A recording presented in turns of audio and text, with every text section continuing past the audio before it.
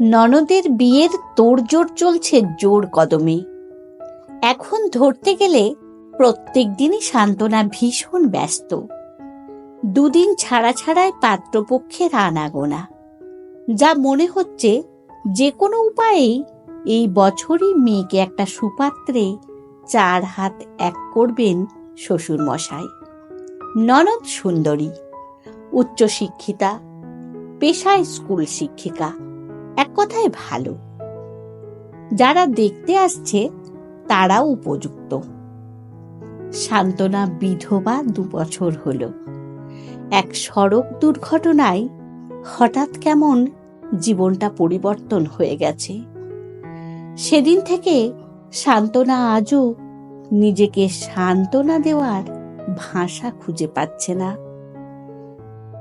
একদিন প্রাণোচ্ছল থাকলেও আজ যেন সবকিছু থেকে নিজেকে কেমন গুটিয়ে নিয়েছে। শাশুড়ির সামনে সেভাবে মেলে ধরতে পারে না।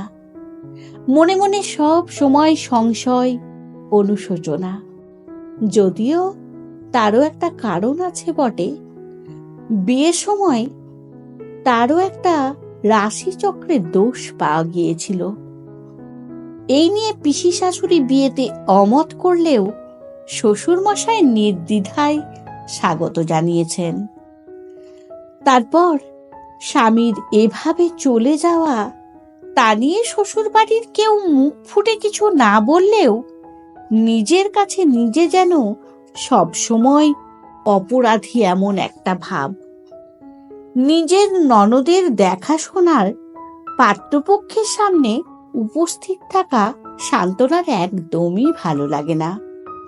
কিন্তু শ্বশুর মশাই তার কড়া নির্দেশ।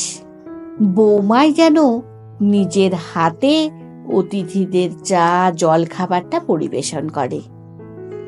একদিন সকালবেলা শ্বশুর মশাইয়ের জন্য সকালের ব্রেকফাস্ট রেডি করে ডাইনিং টেবিলে সাজিয়ে দিতে দিতে দেখলো 3-4টে ছবি টেবিলে সাজিয়ে রাখা।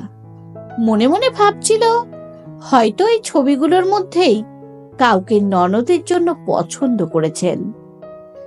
কিন্তু নিজের থেকে কিছু জিজ্ঞেস করবে সেই ইচ্ছে শক্তিটাও তার যেন আজ আর নেই।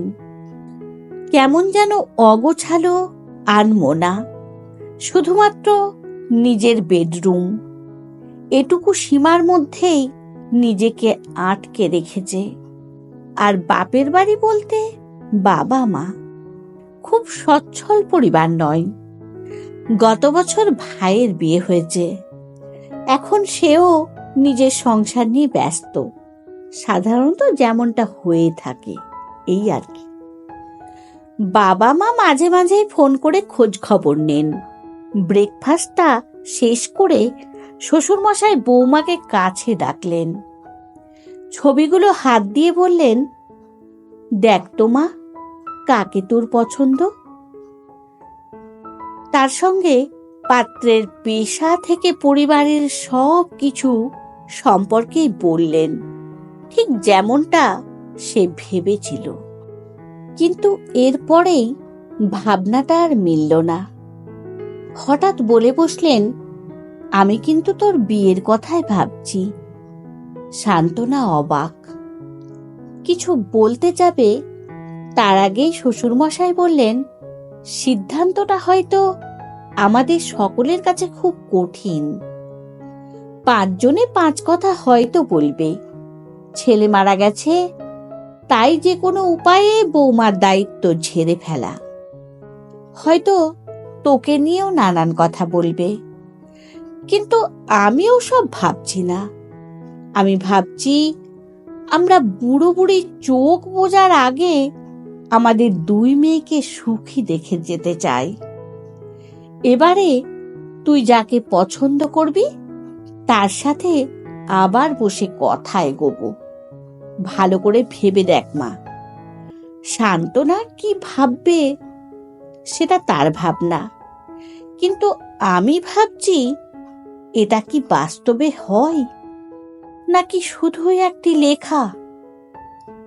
কিন্তু আমি যতটুকু জানি, কিছু কিছু মানুষ এমন উদার হতে পেরেছেন, তারাই আজ আমাদের সমাজের উদাহরণ। কলমে সৌমি দে, কণ্ঠে সোনালী।